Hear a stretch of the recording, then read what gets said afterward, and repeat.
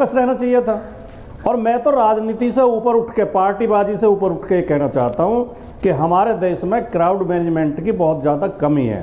इस ओर हमारी सभी सरकारों को ध्यान देना चाहिए।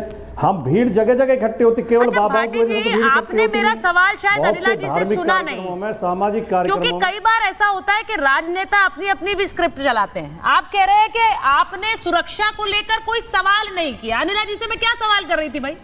अनिला जी से यही सवाल कर रही थी ना, यही सवाल भी पूछ रही थी कि इतना बड़ा हादसा हो गया, बाबा तक अभी तक आप पहुंचे क्यों नहीं? मेरा सवाल ये, आप तो बैठकर कह रहे हैं कि ढोंगी बाबाओं के पीछे लोग जाते हैं, लेकिन आपके नेता क्लीन चिट देने में लगे हैं, तो उनसे भी सवाल राजकुमार भाटी पूछेंगे?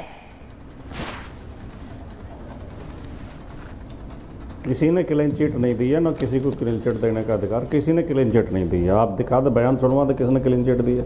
दूसरी बात, मैंने ये नहीं कहा जो आप कह रही हैं। आप दूसरा सवाल पूछ रही हैं कि बाबा रामजीलाल सुमन तो आप ही के सांसद हैं। मैं कह रहा हूं कि हादसा हुआ, उसमें आपने कहा क्लीन चिट नहीं दी है, पहले उस बात को कंप्लीट कर लेते हैं। सरकार की भी तो जिम्मेदारी। रामजीलाल सुमन किसके सांसद हैं?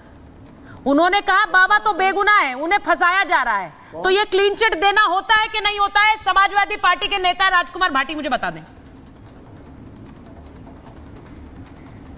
किसने कहा? किसने? रामगोपाल यादव क्या कह रहे हैं? रामगोपाल यादव ये नहीं कह रहे हैं कि ये तो एक कोई साजिश लगती है, ये कोई साजिश लगती है, ये एक हादसा है। एक बार डीजीपी विक्रम सिंह जी का भी ले लीजिए स्क्रीन पे। हाँ बोलिए बोलिए। मेरी बात सुन, ये बहुत दुखद घटना हुई। 127 के करीब लोग तो सरकारी आंकड़े के अनुसार जिनकी मौत हुई है, गैर सरकारी और ज़्यादा बता रहे हैं। उस पर योगी आदित्यनाथ जी, उत्तर प्रदेश के मुख्यमंत्री योगी आदित्यनाथ जी ने बयान दिया था कि इसके पीछे कोई साजिश है। तो पत्रकारों ने रामगोपाल जी से उसके रिएक्शन में पूछा कि क्या इसके पीछे साजिश है, तो उन्होंने कहा कि इसमें साजिश तो कोई दिखाई नहीं दे रही, ये हादसा है। तो ये योगी जी क्यों कह रहे हैं बिना जांच पड़ताल के कि इसमें कोई साजिश है? और इसमें क्या साजिश हो सकती है? तो भोले भाले लोगों को कोई मरवाएगा, क्या साजिश हो सकती है? ये बिल्कुल व्यवस्था का फेल्योर है, सिस्टम का फेल्योर है। सिस्टम नहीं बनाया गया, वहाँ पे पर्याप्त व्यवस्था नहीं की गई, प्रशासन सोया हुआ था, सरकार सोई हुई थी, 80,000 लोगों की परमिशन थी, 2.5 लाख लोग इकट्ठे हो गए, LIU फेल थी, लोकल इंटेलिजेंस फेल थी, जिला प्रशासन फेल था, पुलिस फेल थी। इस सच को हम जब तक स्वीकार नहीं करेंगे, अभी विक्रम सिंह नहीं, ठीक है, आपकी बात मैंने मान ली। मैं एक बार डीजीपी विक्रम सिंह जी के पास जाऊंगी। पवन सिन्हा जी भी हमारे साथ जुड़ गए हैं। मैं कह रहा हूँ वो गलत कह रहा हूँ? आप बिल्कुल गलत नहीं कह रहे हैं, आप बिल्कुल गलत नहीं कह रहे। सुनिए सुनिए भाटी जी, आप बिल्कुल गलत नहीं कह रहे। आप कैसे गलत कह सकते सर?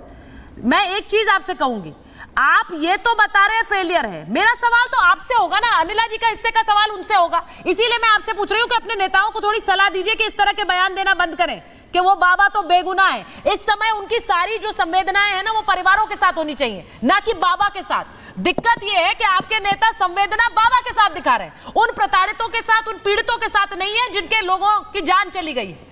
मैं एक बार डीजीपी सर आपके पास आ रही हूं, उम्मीद कर रही हूं आपका ऑडियो अब ठीक होगा।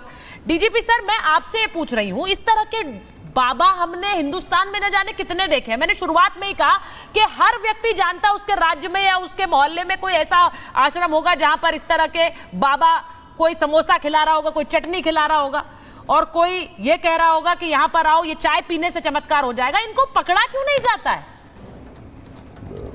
ये खुद भगवान बन जाते हैं।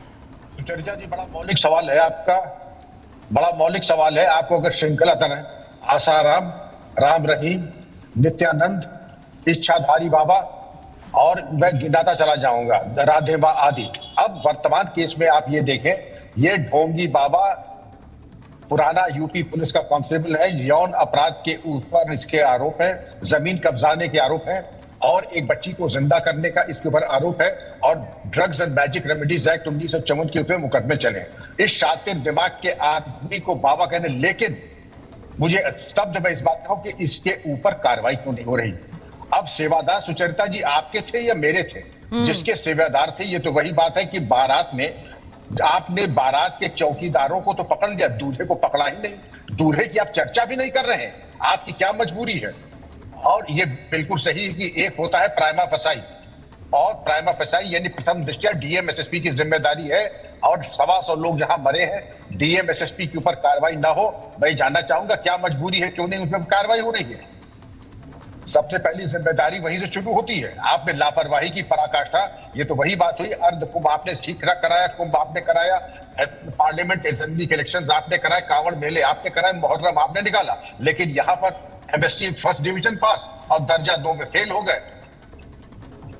मैं एक सवाल अश्विनी दुबे जी से पूछूंगी, क्योंकि आज हम बहुत से पहलुओं पर चर्चा कर रहे हैं। सियासी चर्चा मेरे लिए नहीं है, मेरे लिए ये चर्चा इस बात से जुड़ी हुई है, और आप सब लोग जो जुड़े हुए हैं वो मैं उम्मीद कर रही हूं कि चाहते हैं कि आम लोग इस तरह के बाबाओं के पाखंड से बच पाए, और इसीलिए उसमें रोल एक एक्स डीजीपी का भी है, उसमें रोल एक बड़े वकील का भी है। पवन सिन्हा जी तो हम देखते आए हैं कि किस तरह से लोगों का एक मार्गदर्शन करते हैं, तो पवन सिन्हा जी आपका भी एक बहुत बड़ा रोल है, और इसीलिए मैं पहले एक बार अश्विनी जी से पूछूंगी। अश्विनी जी से जरा बताइए, बार बार ये कहा जा रहा है कि बाबा के नाम पर तो एफआईआर नहीं है, एफआईआर नहीं है तो उन्हें कैसे अरेस्ट किया जाए, उन्हें कैसे पकड़ा जाए। अरे इस तरह का जो गोरख धंधा हो रहा है, उसके सेंटर में, उसके केंद्र में जो व्यक्ति है, क्या वो गुनहगार नहीं है? कि मौत का प्रवचन सुनने के लिए, किसके मौत का प्रवचन सुने? मौत का प्रवचन देने वाले उस बाबा का प्रवचन सुनने के लिए लाखों की भीड़ आई।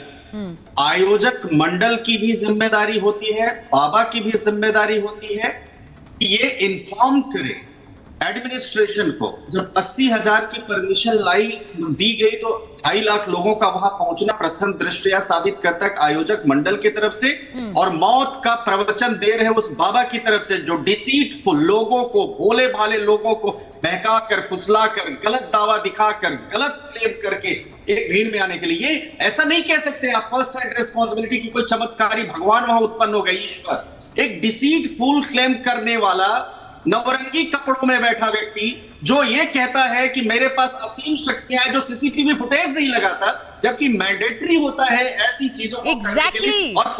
और पुलिस प्रशासन की व्यवस्था सुचारिता जी बाहर की है। घटना के लिए जिम्मेदारी इसलिए बाबा की, क्योंकि अंदर की व्यवस्था उस बाबा की ही थी, बाबा की ओर से की जानी थी। बाहर की कानून व्यवस्था रखने की जिम्मेदारी एक फर्स्ट हैंड कह सकते हैं पुलिस प्रशासन की। उसके अलावा सिर्फ आयोजक मंडल नहीं, किसको देखने के लिए आए।